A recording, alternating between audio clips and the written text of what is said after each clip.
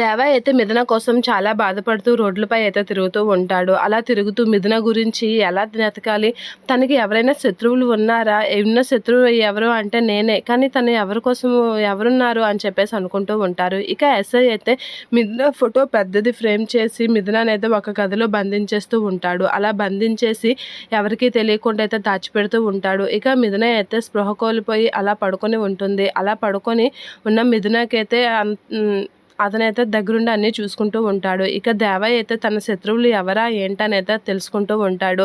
లేదంటే హరివర్ధన్ గారికి ఎవరైనా శత్రువులు ఉన్నారా అలా అయితే తెలుసుకొని ట్రై చేస్తూ ఉంటాడు మిథునాన్ని వెతకడానికి. ఇక ఎస్ఐ అయితే మిథునాన్ని వెతికి నీకు ఎప్పటికీ దీన్ని దక్కనివ్వను, ఎప్పటికైనా ఇది నాకే సొంతం అన్నట్లుగా చూస్తూ ఉంటాడు. ఇక దేవయ్య అయితే మిథున కోసం చాలా ఆరాటపడుతూ ఉంటాడు. ఎక్కడుందా ఏంటనైతే చాలా తప్పిస్తూ ఉంటాడు. ఇక మిథున కనిపించకపోవడంతో చాలా బాధపడుతూ ఉంటాడు. ఇక మిథున అయితే స్పృహ కోల్పోయి అలా పడుకొని ఉంటుంది. ఇక మిథున కోసం అయితే చాలా ఆరాటంగా వెతుకుతూ ఉంటాడు, బాధపడుతూ ఉంటాడు దేవ.